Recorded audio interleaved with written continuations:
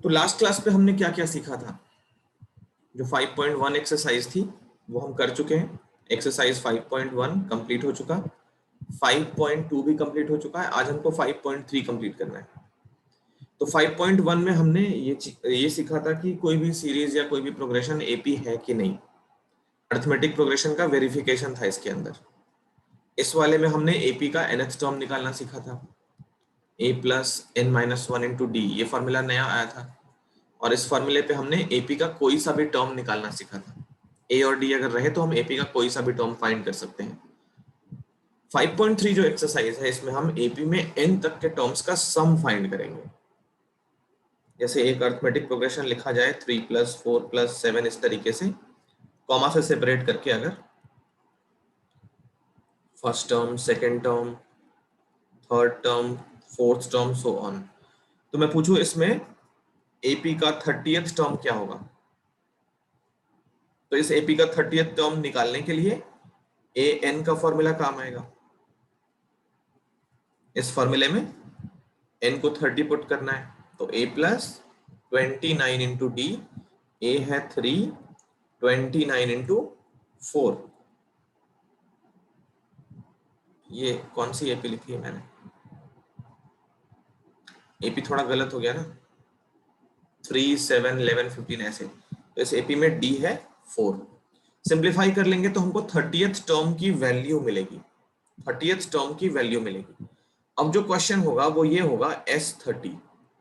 S30 मतलब सम up to 30 terms. तो यहाँ पे हमको सीरीज समझ में आएगा। हमने प्रोग्रेशन पढ़ लिया है, सीक्वेंस पढ़ लिया है। सीरीज का मतलब क्या होता है? एपी में या जीपी, आगे अगली क्लास में जीपी भी मिलेगा, तो एपी में जितने भी टर्म्स हैं अगर उन टर्म्स को ऐड कर दें या सब्ट्रैक्ट कर दें, मतलब दो टर्म्स के बीच में कोई भी ऑपरेटर अगर लगा दें तो ये बन जाती है सीरीज। जैसे इसी एपी से हम सीरीज बनाए, अरिथमेटिक सीरीज बनाए, तो 3 plus 7 plus 11 plus 15 plus so on till nth term. तो सारे टर्म्स को अगर ऐड कर दें तो ये सीरीज बन जाती है। अब सीक्वेंस और सीरीज में रिलेशन देखो क्या होता है। सीक्वेंस और सीरीज में क्या एग्जांपल होता है? इसका एग्जांपल क्या है वही बता देता हूं बस। जैसे बहुत सारे आदमी हैं, मान लो बहुत सारे आदमी हैं, ठीक है, ये सारे यहाँ पे खड़े हैं इस तरीके से, तो ये हो गई सीक्वेंस। अब यही आदमी अगर एक दूसरे का हाथ पकड़ते हुए चले जाएं, एक चेन बना ले, तो हर एक दो टर्म के बीच में रिलेशन आ जाएगा, उस केस में ये सीरीज बन जाएगी। तो ये एग्जांपल है सीरीज और सीक्वेंस को समझने के लिए। सीक्वेंस क्या होता है? टर्म्स के बीच में कॉमा लगा सकते हैं। सीरीज में हर एक कंसेक्यूटिव टर्म के बीच में एक रिलेशन होना चाहिए, एक ऑपरेटर होना चाहिए, प्लस या माइनस कोई भी ले सकते हो, तो इससे सीरीज बन जाती है। तो अभी जो मेन टॉपिक है हमारा वो ये है कि n तक के टर्म्स का सम फाइंड करना है। जैसे S30 हो, S30 का मतलब सम अप टू 30 टर्म्स। तो इसी एपी में 30 तक के टर्म्स लिखे और उनको ऐड करके क्या आएगा वो वैल्यू चाहिए हमको, ठीक है।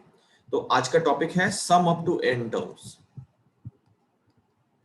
Sum up to n terms, n तक के टर्म्स का सम, ब्रैकेट में s और सफिक्स में n।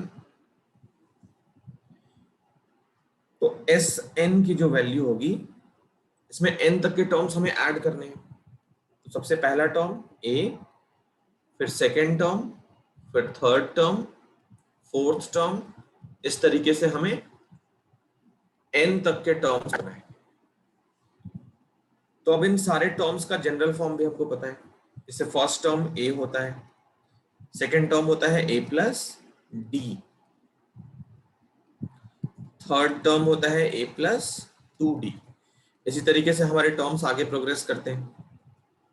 अब nth टर्म जो होता है, nth टर्म हमारा an equal to a plus n minus one into d. ये थोड़ा सा कॉम्प्लिकेटेड है, ये थोड़ा सा कॉम्प्लिकेटेड है इस डेरिवेशन के लिए। तो क्या करते हैं, इसको हम l अज्यूम कर लेते हैं, इस पूरे को हम l अज्यूम कर लेते हैं, ये पूरा हमारा l है। तो इस AP का जो लास्ट टर्म हो गया वो हो गया l। हाँ, लास्ट में हम क्या करेंगे, l को ये वैल्यू पुट कर लेंगे बाद में। अभी थोड़ा कॉम्प्लिकेशन बढ़ जाएगा, अगर हम ये वैल्यू यूज करेंगे तो गलत नहीं होगा, वैसे भी हो जाएगा, बट ये कॉम्प्लिकेशन को बढ़ाएगा।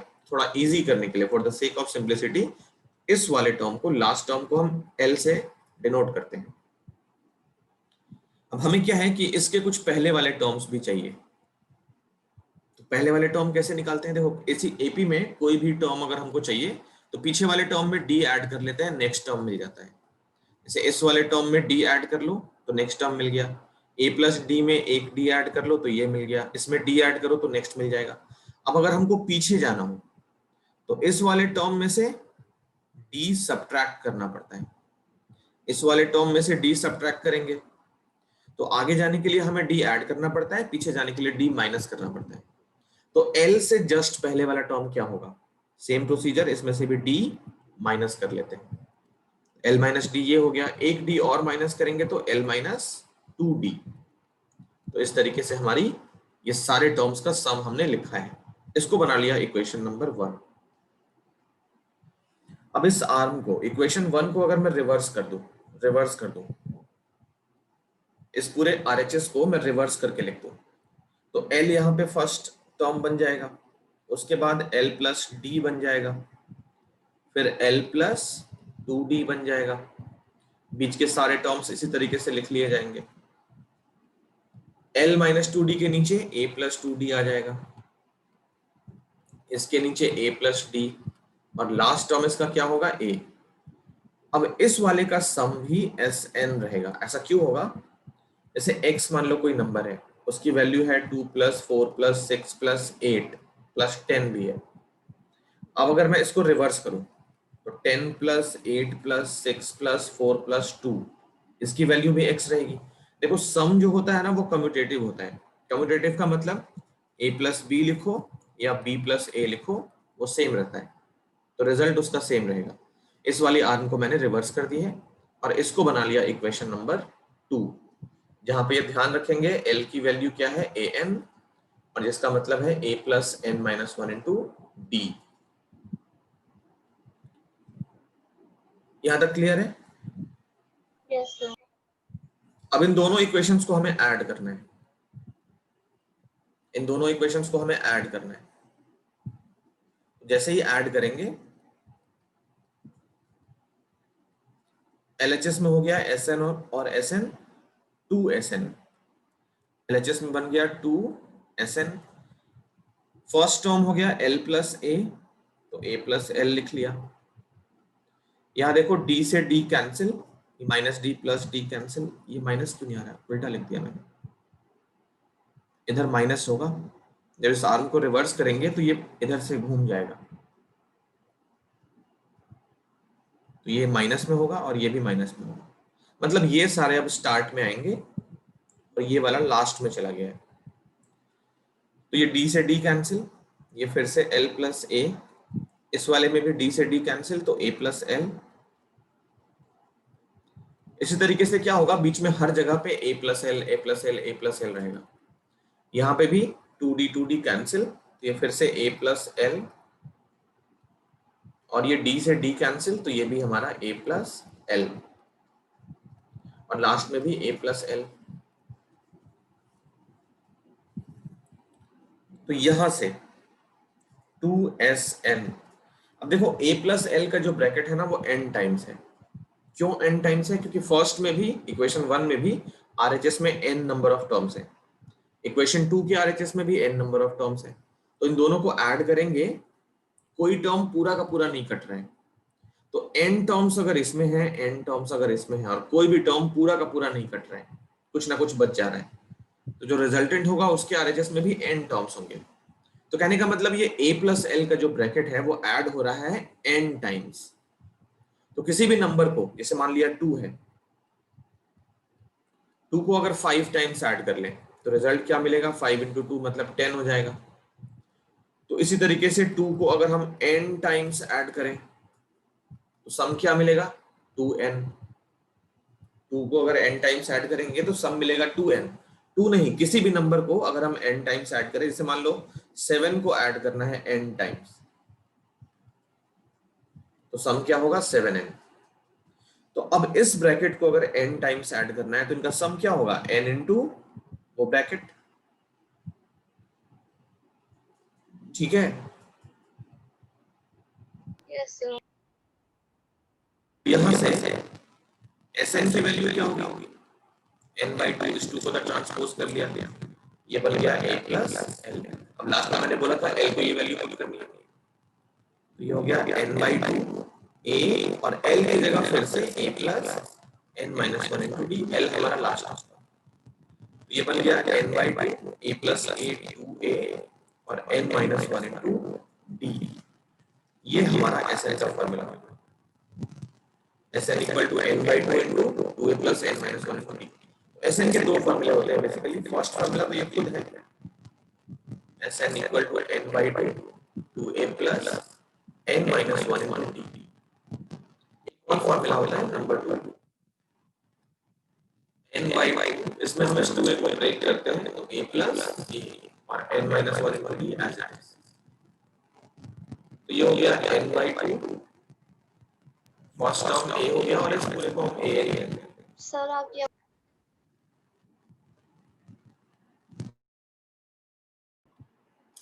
तो ये Sn का formula n/2 a plus a है, तो एक फॉर्मूला ये होता है, दूसरा फॉर्मूला ये होता है। Sn के दो फॉर्मूले, इन सबको कॉपी कर लो जल्दी से। तो एक्सरसाइज में कुछ क्वेश्चंस करते हैं। एक्सरसाइज के स्टार्टिंग के क्वेश्चन ना बहुत सिंपल है, तो उसमें से कुछ एक क्वेश्चंस हम लोग करते हैं अभी। देखो 5.3 में क्वेश्चन नंबर 1, इसमें 4 पार्ट्स हैं, मैं एक दो पार्ट्स करके दिखा देता हूं। Find the sum of following APs, ये एनसीईआरटी है 5.3। Find the sum of following APs, तो ये 4 पार्ट्स हैं, फर्स्ट पार्ट में 4 पार्ट्स हैं, इन एपीज का हमें सम फाइंड करना है। तो फर्स्ट क्वेश्चन में Sn का फॉर्मूला हमारे पास n/2 2a plus n-1 into d, ये फॉर्मूला है। फर्स्ट पार्ट में a की वैल्यू, इस AP का फर्स्ट टर्म है 2, common difference second term minus first term, तो 7 - 2 5, और नंबर ऑफ टर्म्स भी यहाँ पे मेंशन है। फर्स्ट में 10 तक के टर्म्स का सम फाइंड करना है, तो a पता चल गया, n मालूम चल गया और d मालूम चल गया। हम निकालेंगे S10। S10 का मतलब हुआ 10/2, इस फॉर्मूले में n को 10 पुट करेंगे, a को 2 और d को 5, तो 2 इंटू 2 प्लस n-1 हो गया 9 और d हो गया 5, तो ये बन गया 5, 2 इंटू 2 4 और ये 45, तो 5 इंटू 49, इसका सम कितना आएगा 245। तो ये फर्स्ट पार्ट हो गया।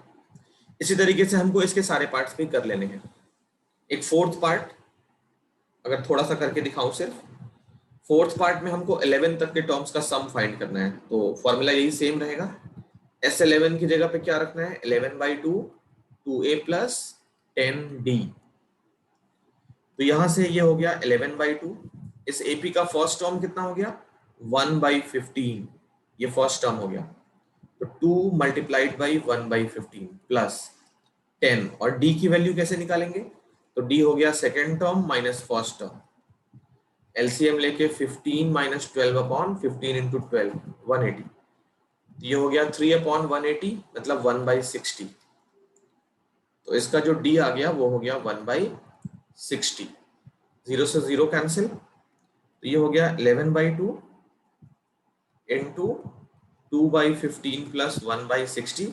एक बार कैलकुलेशन देख लेना, तो यहाँ से जो सम मिलेगा वो हम बहुत इजीली कैलकुलेट कर सकते हैं। तो ये क्वेश्चन नंबर 1 था। क्वेश्चन नंबर 1 के बाकी बचे पार्ट्स घर पे आराम से कर सकते हो। आगे चलें। Yes sir. ठीक है, क्वेश्चन नंबर 2 पे चलते हैं। देखो क्वेश्चन नंबर 2 में क्या है, इसमें भी सम फाइंड करना है। तो क्वेश्चन नंबर 1 और 2 में डिफरेंस क्या है, क्वेश्चन नंबर 1 में n की वैल्यू गिवन थी, ओके, तो AP में सम निकालने के दो फॉर्मूले हैं, n/2 2a plus n-1 into d, और दूसरा फॉर्मूला है n/2 a प्लस an। तो इस वाले में हमने फर्स्ट क्वेश्चन में ये फॉर्मूला अप्लाई किया था, क्योंकि इसमें लास्ट टर्म गिवन नहीं था, नंबर ऑफ टर्म्स गिवन था, an क्या होता है लास्ट टर्म होता है। सेकेंड वाले में हम an हमको हर एक बार दिया है, ए एन दे दिया, हमको लास्ट टर्म पता चल चुका है।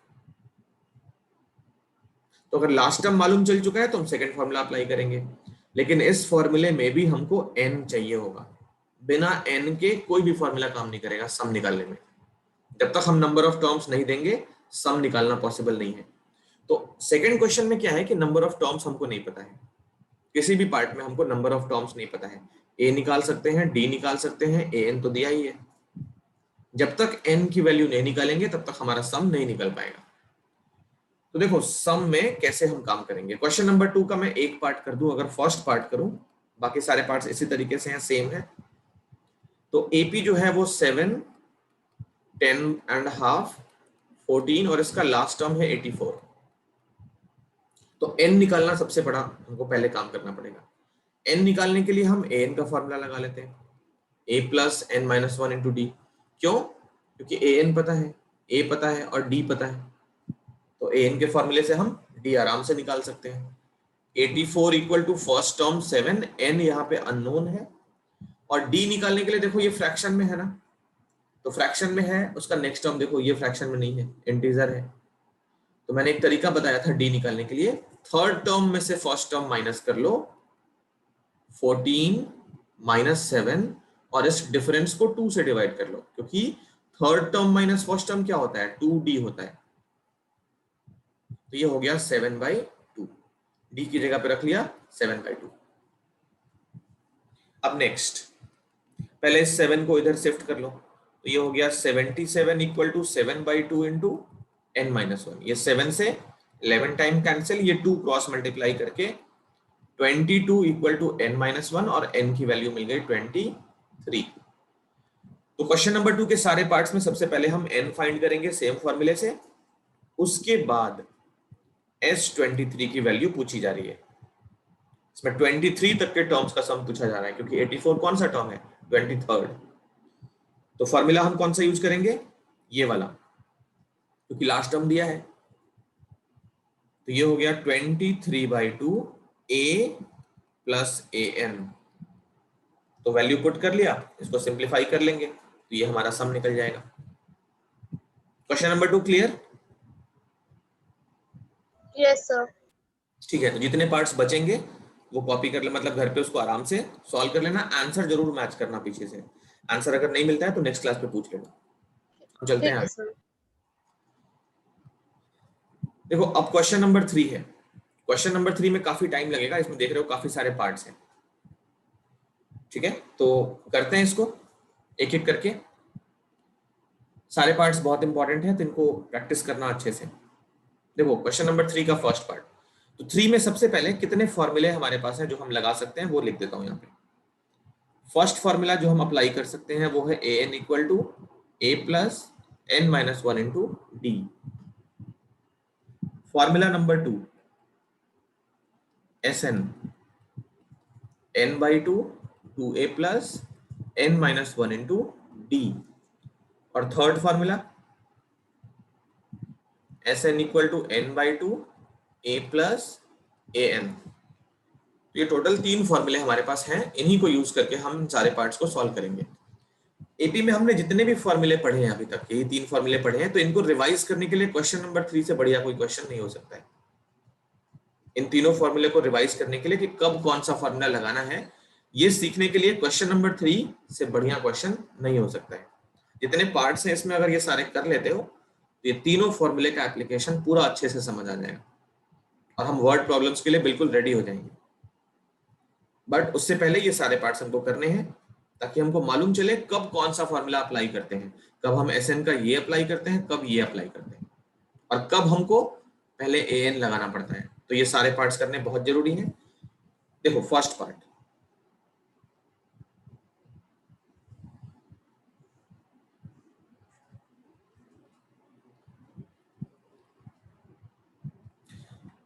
फर्स्ट पार्ट में ए गिवन है 5। जो पार्ट बहुत सिंपल है मैं थोड़ा सा करा के हिंट देके छोड़ देता हूं, जो पार्ट अच्छा है वो हम कर लेते हैं लास्ट तक। तो ए दे दिया 5, डी दे दिया 3, ए एन दे दिया 50, फाइंड करना है एन एंड एस एन। देखो सबसे पहले ए एन है हमारे पास, ये सारे फॉर्मूले ऑब्जर्व करो। ए एन है हमारे पास, ए है, डी है, तो इस फॉर्मूले से एन निकाल सकते हैं। ए एन का फॉर्मूला लिखो, a plus n minus one into d. A n की जगह पे 50, ए हो गया 5, एन हमारा अननोन है एन माइनस वन, और डी की जगह पे 3। तो ये 5 इधर चला गया, 45 equal to 3 into n minus one. तो n माइनस वन की वैल्यू मिल गई 15, और यहां से n मिल गया 16। तो n हमारा मिल चुका है। अब n मिल गया, Sn निकालना है। Sn का कौन सा फॉर्मूला लगाएंगे? an अगर दिया हो तो ये वाला फॉर्मूला बेटर रहेगा। तो n by two a plus a n, n अभी अभी निकाला है 16, a है हमारा 5 और an है 50। तो ये बन गया 8 इंटू 55, इसको मल्टीप्लाई कर लेंगे, ये हमारा आंसर हो जाएगा। फर्स्ट पार्ट हो चुका है। नेक्स्ट सेकंड पार्ट डिस्कस सबको कर लेते हैं, जो बहुत ही इजी होगा वो स्किप कर लेंगे। ए है 7, ए 13 है 35, फाइंड करो डी एंड एस 13। देखो ए अगर 7 है, ए 13 कितना होता है? ए प्लस 12d, और इसकी वैल्यू 35 है। तो इस वाले में a की जगह पे 7 पुट कर लेना। इस वाले में क्या करना? a को 7 पुट कर लेना। तो a प्लस मतलब 7 प्लस 12d 35 होगा। यहां से हमको क्या मिलेगा? d की वैल्यू मिल जाएगी। यहां से हमको d आराम से मिल जाएगा लीनियर इक्वेशन सॉल्व करके। जब d मिल जाएगा तो s13 निकालना है। s13 का मतलब n by two a plus a13, क्योंकि Sn होता है n by two a plus a n. अब अगर n ही 13 है तो लास्ट टर्म में 13 हो जाएगा। इस वाले में क्या करेंगे? n निकालना पड़ेगा, क्योंकि a और a13 तो है हमारे पास। ये देखो a है और a13 है। जब तक n नहीं मिलता है हम ये सम फाइंड नहीं कर पाएंगे। तो n निकालने के लिए देखो क्या करना है, a13 का फॉर्मूला अप्लाई करना है a प्लस 12d करके। अब a और d, अच्छा सॉरी, n तो पता है ना हमको 13, S13 में n तो 13 ही होगा। अगर Sn है ये, तो n वहां पे 13 है, तो n को 13 पुट करना है, a को 7 और a13 को 35। तो ये सम भी फाइंड कर सकते हो, 13 बाई 2 और इनको ऐड करके 42। ये भी सिंप्लीफाई कर लेना, तो इससे हमारा सेकंड पार्ट हो जाएगा। थर्ड पार्ट,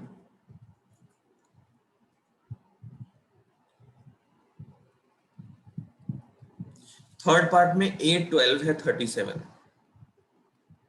a12 का मतलब a प्लस 11d है 37, और इसमें से d हमको 3 पता चल चुका है। a प्लस 11 इंटू 3 हो गया 37।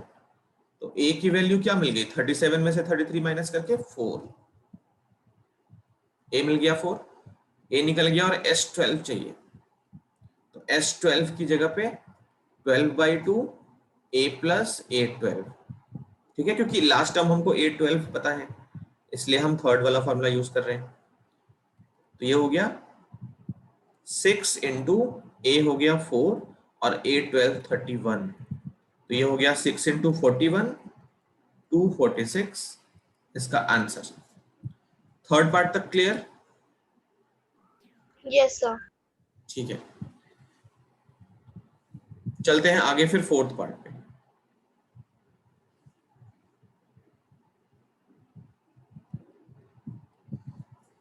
A3 है 15, A3 का मतलब a प्लस 2d, इसकी वैल्यू है 15। ये हमारा फर्स्ट इक्वेशन। S10 है 125, हमें d और A10 फाइंड करना है। तो d और A10 कैसे फाइंड करेंगे वो देखो। सबसे पहले S10 का मतलब क्या हुआ, सॉरी A10 है ये, A10 फाइंड करना है। S10 दिया है 125 और A3 है 15। तो S10 का मतलब क्या होगा? 10 by 2 into A plus A10, है ना।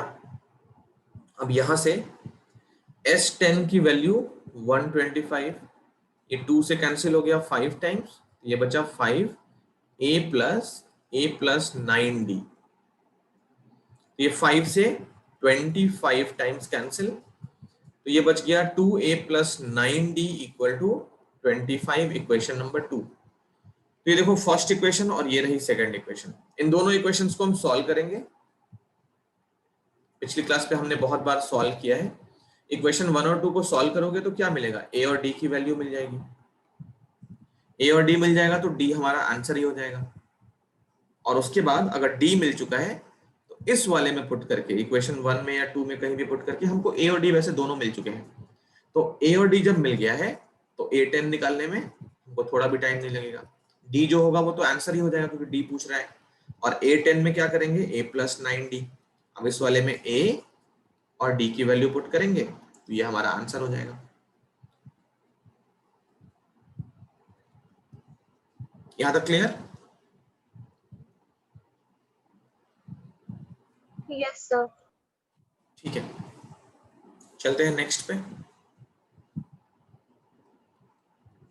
फिफ्थ पार्ट, d है 5, S9 है 75, a और a9 फाइंड करना है। देखो S9 जो होता है ना, वो होता है 9/2 a plus a9, Sn equal to n/2 a plus an। S9 की वैल्यू 75 है, ये है 9/2 a प्लस a9 का मतलब क्या हो गया, a प्लस 8d, और इसमें से हमको d की वैल्यू पता है, तो ये हो गया 75 equal to 9/2 2a plus 8d, 2 से मल्टीप्लीकेशन, ये हो गया 150 equal to 9 2a plus 8d, d की वैल्यू पुट कर लेते हैं 5, 3 से कैंसिल, ये हो गया 50, ये हो गया 3, तो 50 इक्वल टू 3 2 जा 6a, ये हो गया 40, और 40 में 3 से मल्टीप्लाई करके 120, तो 6a की वैल्यू मिल गई, ये 120 वहां ट्रांसपोज कर लिया, कितना आएगा,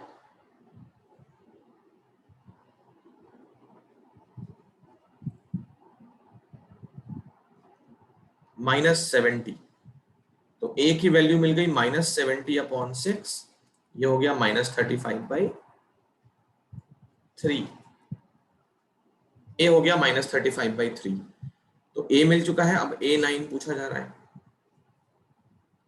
a9 की वैल्यू होगी a प्लस 8d, तो a है -35/3, 8 मल्टीप्लाइड बाई d है हमारा 5, तो -35/3 प्लस 40, तो ये हो गया 120, 120 में से 35 निकल गया तो कितना आता है, -35 प्लस 120 अपॉन 3, कितना आएगा ये,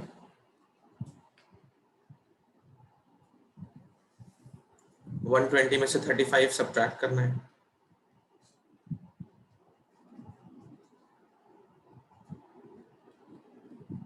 तो ये बच गया 55/3, a9 हमारा 55/3 और a की वैल्यू -35/3, ये क्वेश्चन नंबर 5 था।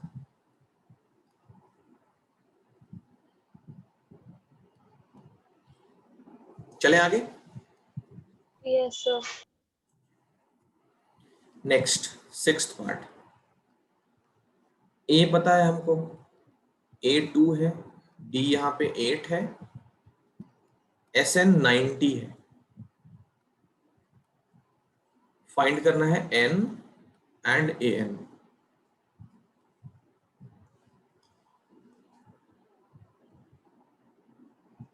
तो Sn का जो फॉर्मूला होता है वो होता है n/2, क्योंकि d हमको पता है, an नहीं पता है, तो 2a plus n-1 into D apply करते हैं, ये हो गया 90 n/2 into 2 into 2 plus n-1 और d की जगह पे 8, तो देखो ये 2 इधर चला गया, RHS पे नहीं LHS पे चला गया, तो 180 बन गया। 180 इक्वल टू देखो 4, n तो यहां से नीचे से 2 हट चुका है, तो n बाहर ही है, ये हो गया 4 प्लस 8n माइनस 8, ये हो गया n into 8n minus 4 equal to 180। Quadratic form हो रहा है, तो 8n स्क्वायर माइनस 4n और 180 को भी ट्रांसपोज कर लिया। सारे टर्म्स में 4 कॉमन है, तो ये हो गया 2n square minus n minus 90 equal to 4 common कर रहे हैं तो फिर 45 होगा, इक्वल टू 0। इस 4 को उधर शिफ्ट कर लो, 2n square minus n minus 45 equal to 0। तो मल्टीप्लाई करके -90 ऐड करके -1। I hope middle term splitting आती है। तो ये 2n स्क्वायर माइनस का 10n प्लस का 9n minus 45 equal to 0। Starting के दोनों टर्म्स में 2n कॉमन, तो n माइनस 5, और थर्ड टर्म का जो भी साइन है वो कॉमन, थर्ड टर्म पॉजिटिव है तो थर्ड टर्म पॉजिटिव लिख दिया, फिर n माइनस 5।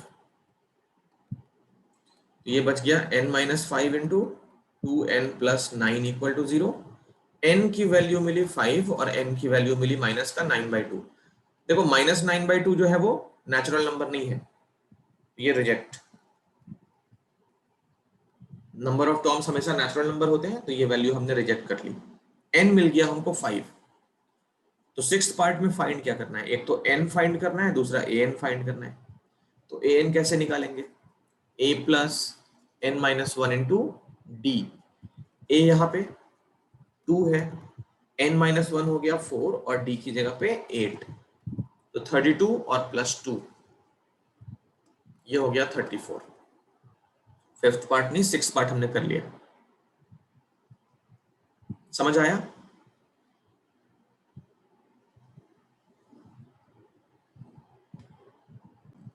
ओके, चलो नेक्स्ट पे चलते हैं। सेवेंथ पार्ट, a है 8,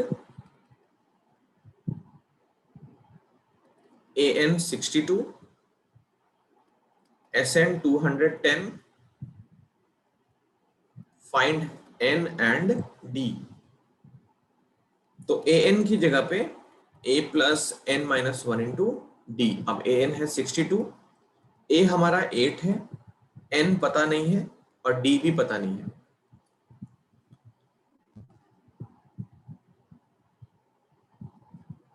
तो इस 8 को यहां ट्रांसपोज कर लिया,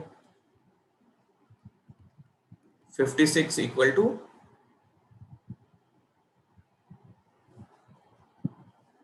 n माइनस 1 इंटू डी।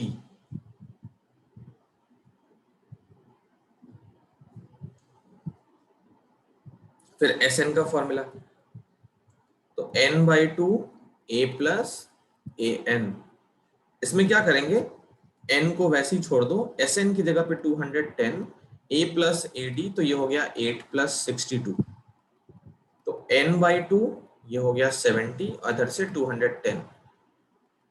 तो n की जो वैल्यू होगी इसको 210 मल्टीप्लाई कर लेगा इनटू 1/70,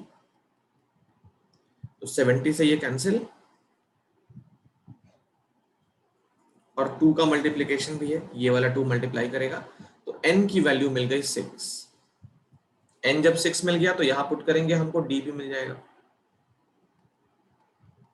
56 इंटू n अगर 6 है तो ये 5d हो गया, d की वैल्यू 56/5, d हमारा 56/5। n मिल गया और d मिल गया, तो हमारा सेवेंथ पार्ट कंप्लीट हो चुका है।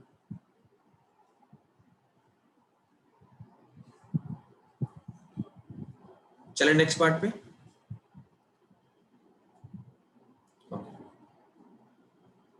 एट्थ पार्ट,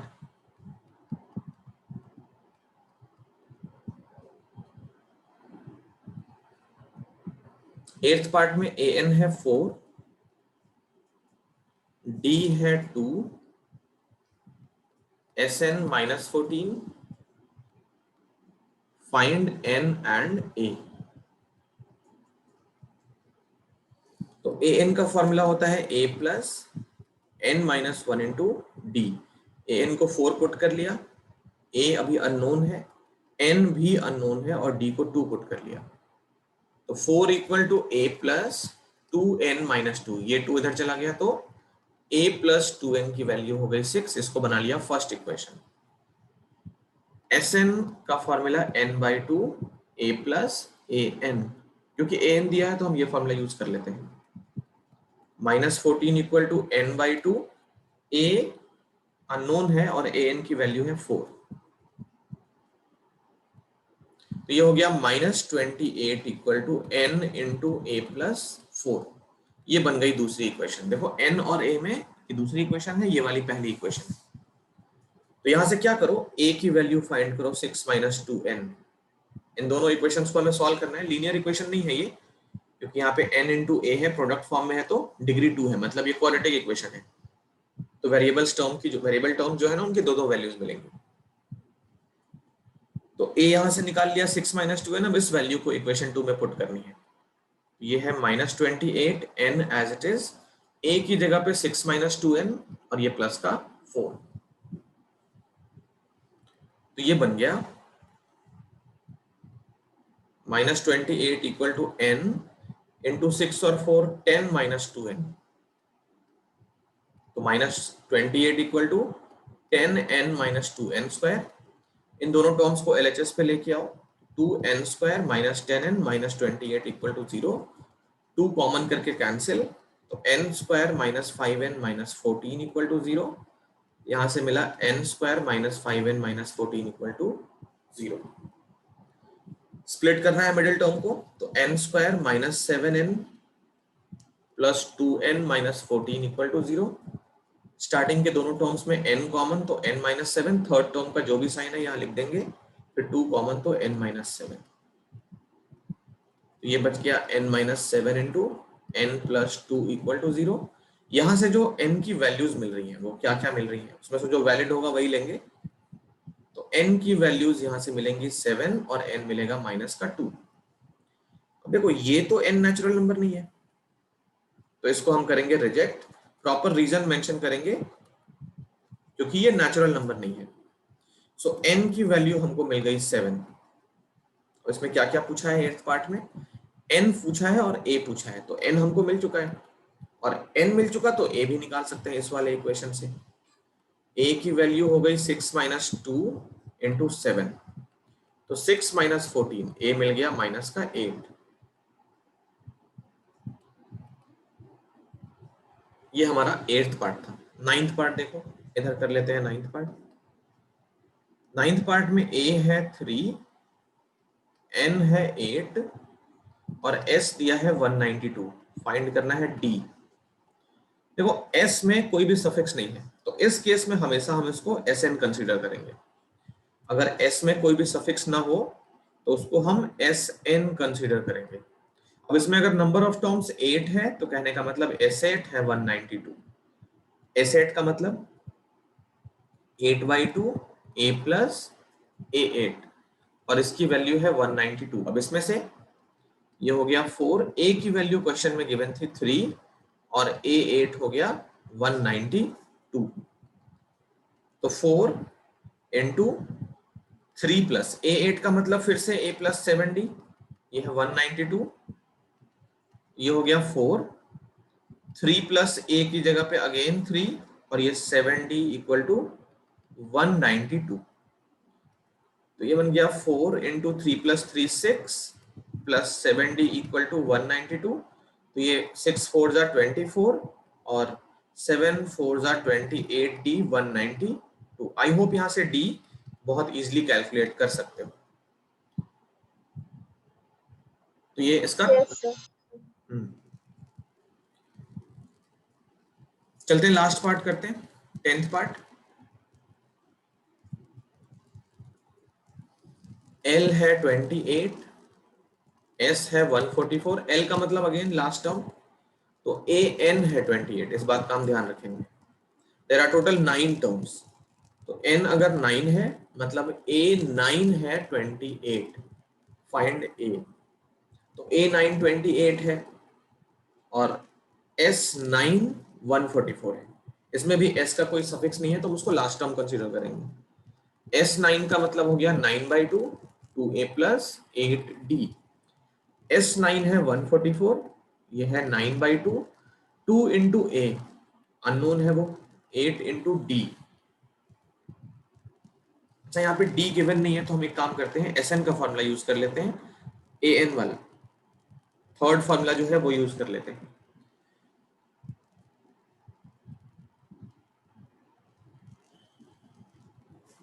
तो Sn हो गया 9/2 a प्लस a9। इससे क्या होगा, a डायरेक्टली निकल जाएगा, a और a9 की जगह पे 28। तो इसमें भी सिर्फ सिंगल वेरिएबल है, a बहुत इजीली कैलकुलेट कर सकते हो। तो ये हो गया हमारा 10th पार्ट। ठीक है, तो यहां तक कॉपी कर लिए। अब अगली क्लास पे ना इससे आगे चलेंगे।